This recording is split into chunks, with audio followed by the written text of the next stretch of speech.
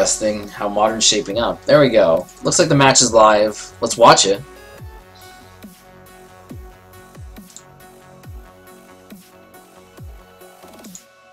So, look at this. Turn 1 elf, turn 2, 2 more elves. Crying God on the draw. Gets to finally do a turn 2. Kind of looks like an Affinity start here. Like 4 permanents in play really quickly. I guess Affinity usually puts like 4 permanents into play turn 1. This is turn 2, so, you know, unimpressive. Not good enough. Ooh, Archdruid coming down here.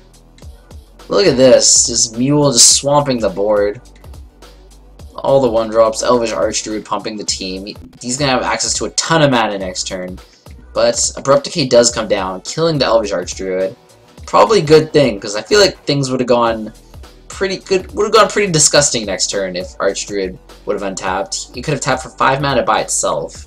Then there would have been 4 other mana that Mule would have had access to.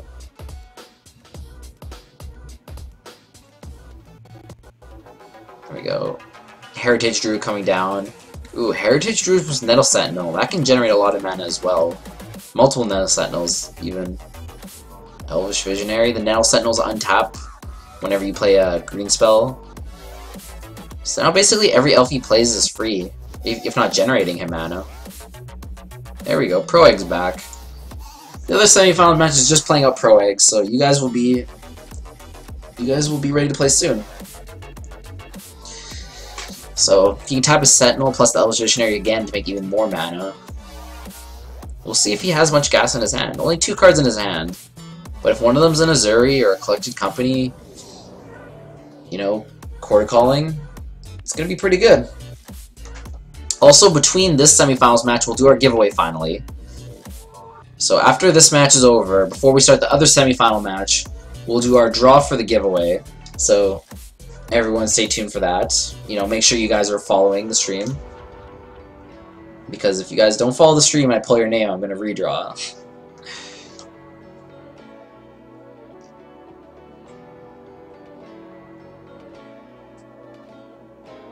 So let's see what Mule does. He's thinking what he wants to do with this mana. He has something to do. Okay, he plays an Azuri. That's a good draw. He's just going to pass the turn back.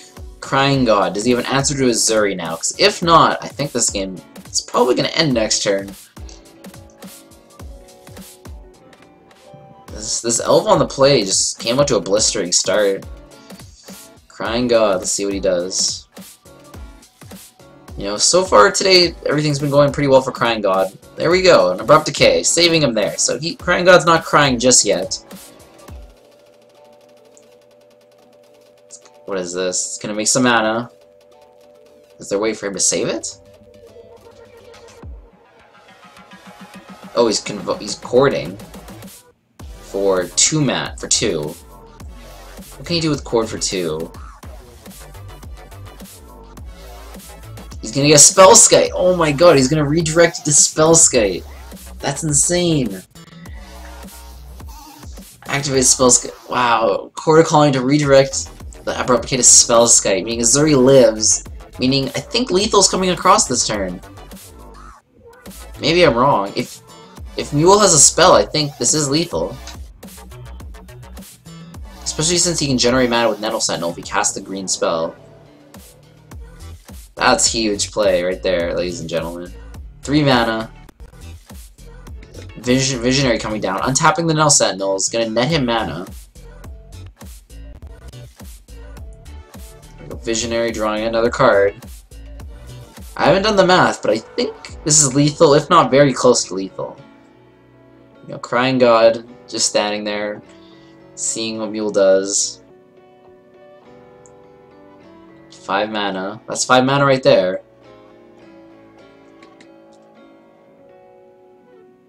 Even if it's not lethal, it's going to be a lot of damage, and next turn is going to be lethal again. Anger the Gods is going to make a big comeback, being said. Anger the Gods would be good.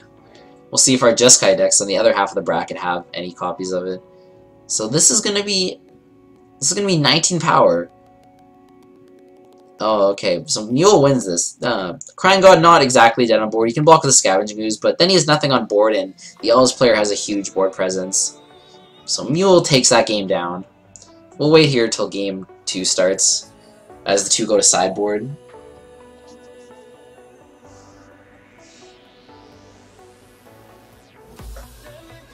Yeah, I'm not playing in any events right now. I'm just commentating the top 4 now of the Thursday Night Modern.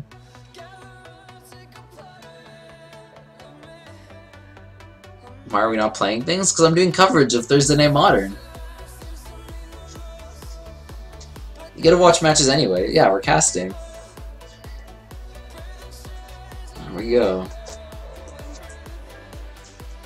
I was playing earlier. Bye. No, you're not playing any games yourself, no good.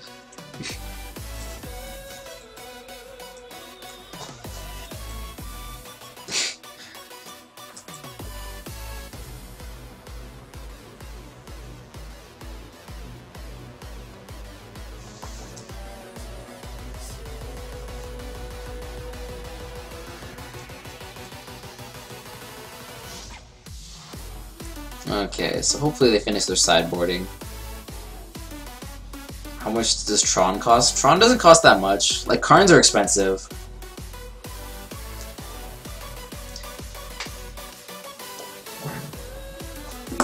There we go. Game 2 starting.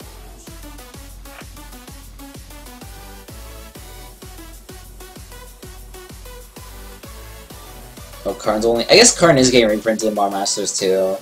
Now I think about it. Same with Emrakul, that's getting reprinted. Same with, like, Ugian.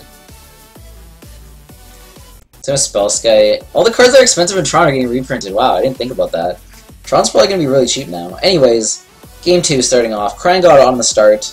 Hopefully on the start, he'll be able to play a fefew more things than last game. You know, being on the draw last game really did just let Mule run away with it. But, you know, being able to play, like, turn 1 Mana Dork on the play, it just lets you play a 3-drop on turn 2, or let you play, like, multiple 1-drops. Thoughtseize coming down. It's actually going to be pretty good.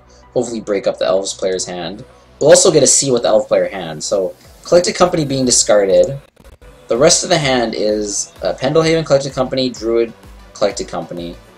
So, multiple Collected Companies in that hand right there. Pendelhaven Collected Company. 5, yeah. Spellskite coming down. So, I mean, if Mule hits the 4 mana, Collected Company could do work, but it might be stuck on mana. Oh, Grow with a Burn Rolls is like $20 each. But, you know, I think there's going to be more of a game here now. Yeah, Crying God getting to deploy his creatures now. Finks is actually going to be a good threat. With the Exalted Trigger from Hierarch, it will be a 4/3 when it attacks, so we'll get past the Spellskite.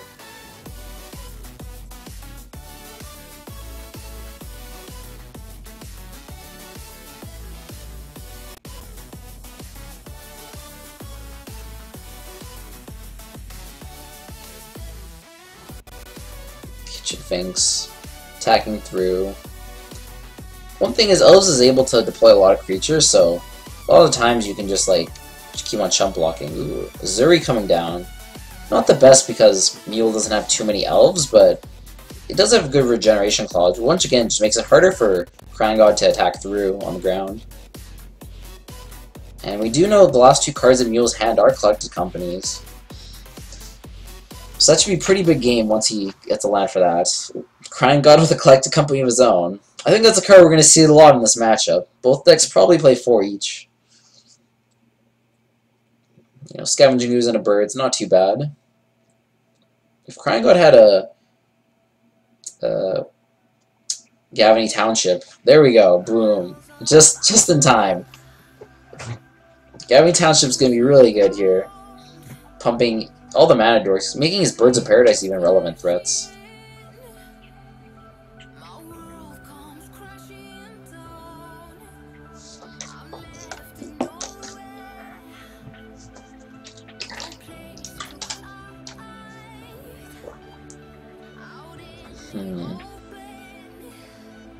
Putting the Spellskite in front of the Ooze. I think the Ooze should still be able to grow with the Noble Hierarch to eat the Elf in the graveyard. So yeah, the Ooze is going to be a 4/4. We're going to eat the Spellskites. And getting in for a ton of damage, so it looks like, you know, Crying God, this game is going to be the one who overruns his opponent with creatures, and just making them giant and attacking.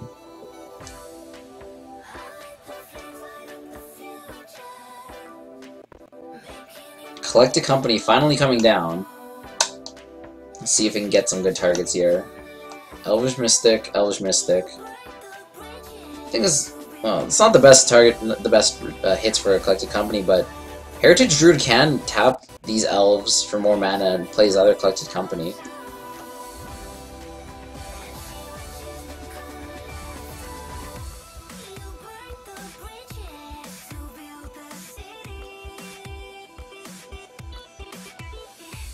So the 2 flyers, only thing coming through right now.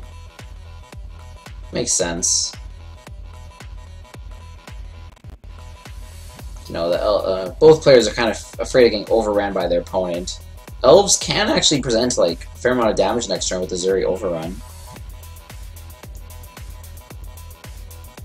So there we go, 3 mana being used.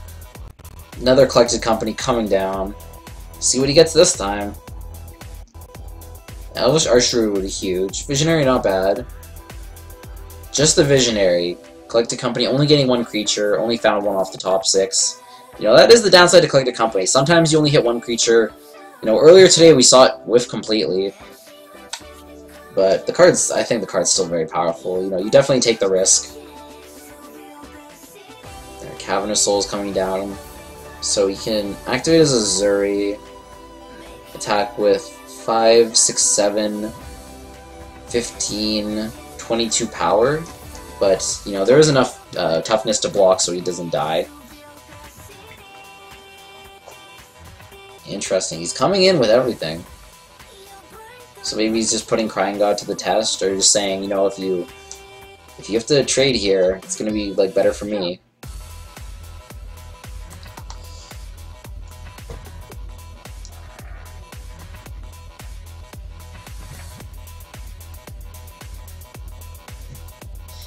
Thing is, Crying God does just have Mule dead on board because 2 Birds of Paradise that are already 4 power, and then an activation will make it 6 power overall flying. So, you know, Mule just does have to attack here and just hope that Crying God messes up the blocks or something, because he does have lethal on the swing back. There we go. Crying God makes the correct blocks, is going to win that game. You know, Gavin Township doing huge work. The Birds of Paradise are what killed him in the end.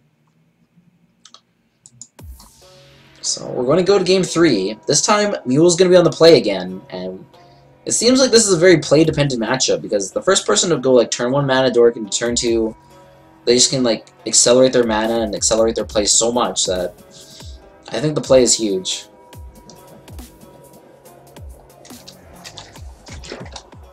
You know, maybe if the Collected Company didn't whiff, if it got 2 creatures, this game would have been in Mule's favor. Maybe if he had hit Elvish Archdruid, Mule could have won this game. I think he would have if he had hit an Archdruid, now I think about it. Like, it makes a ton of mana, pumps his creatures even more.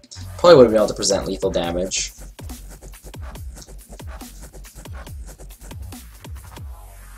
No, Mule won game 1 because he went first. I mean, he might have had 1 land. He did have 1 land in play, didn't he? But, like, because he went turn 1 Elf, he was able to go turn 2 2 Dorks, and then turn 3 play, like, a Archdruid.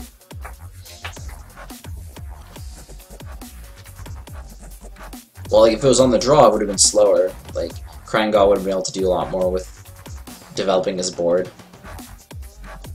Basically, it's like, being on the play just lets you develop your board way quicker, because there's so many 1-drops and Mad Dorks in both decks. You know, I think Crying God has a bit of an edge because he has Abrupt Decays and Thoughtseizes, which can break up the Elves player hand. And Elves is more of a critical mass deck where it needs a lot of cards in play, and like certain cards like Azuri or Archdruid to like really put pressure on. And you know, Crying God has some cards that can destroy that, while Elves doesn't really have too much to interact with Crying God's deck. We saw Spellskate was a big draw there that protected his Azuri.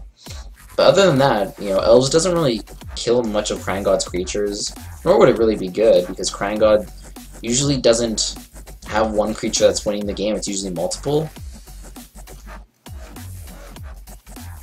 Am I missing the match? Oh, why did it not start? Okay. Oops. Usually if I stay on the same screen, it's supposed to work.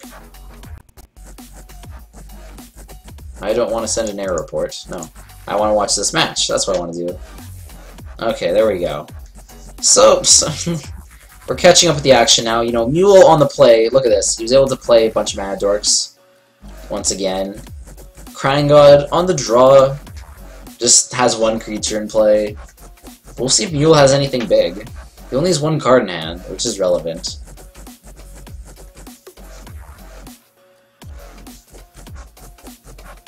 It looks like a Collected Company was already played, but it looks like it only hit some more mana dorks. Nano Sentinel coming across. If he's a Quarter Calling, that makes sense, because you can get the Archdruid. Collected Company also is pretty good. I think this is a Chord.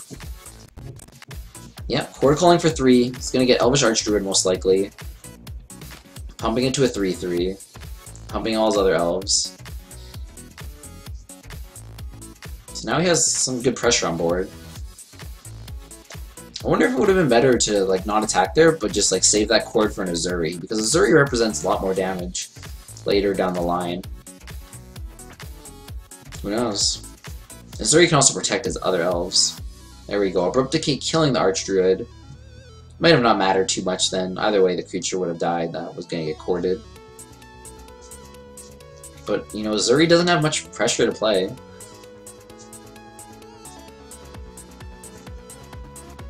Looks like all the elves are coming in now. There's no really good block because even if the Elemental blocks a 1/1, Pendelhaven can give it +1/+2, so it doesn't die. You know, it's just coming in for 6. You know, elves sometimes doesn't even need to go critical mass. It just has a bunch of dorks that can attack, and you can't block everything sometimes. But we'll see what Crying God does now. If he played more than one spell a turn, that'd be big. Okay, he's playing birds. I mean, birds aren't the best, like, or not birds, but like mana dorks aren't the best because they don't block efficiently. They're both 0/1s. But the elemental is pretty good, I suppose. Now it's a 3/3 it can block. But being at 7, not the best thing against elves.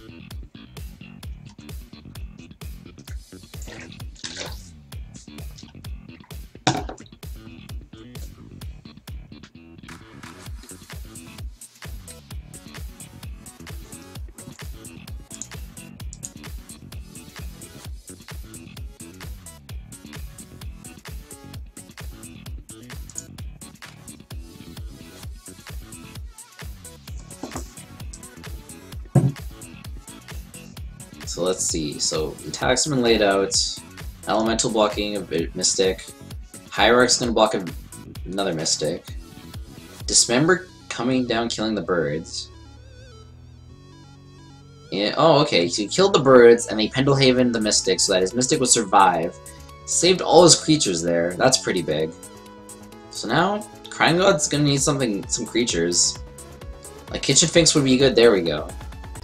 You know, Kitchen Finks gains him some life, it's a good blocker. If there was like Witness, that would also be good. I wonder if elves will be able to attack through the Finks this turn. Zuri, that's a good one. Crying God doesn't have an answer to Zuri. I think this game's gonna be over next turn.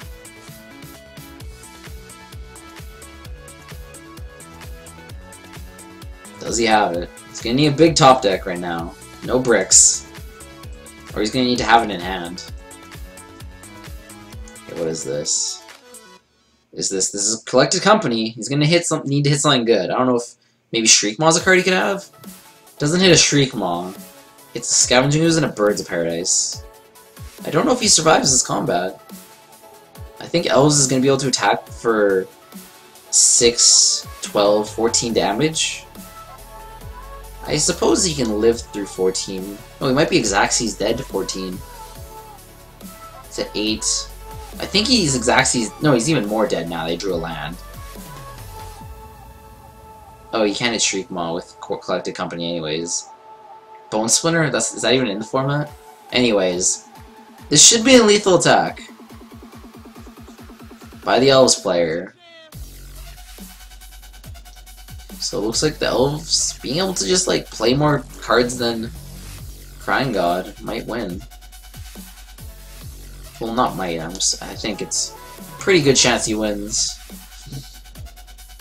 Unless there's some slaughter pack shenanigans going on. It's gonna block the Zuri. Gonna block around. Gonna make these blocks. Hope that Mule doesn't activate his Zuri, I suppose. You know the... What is this?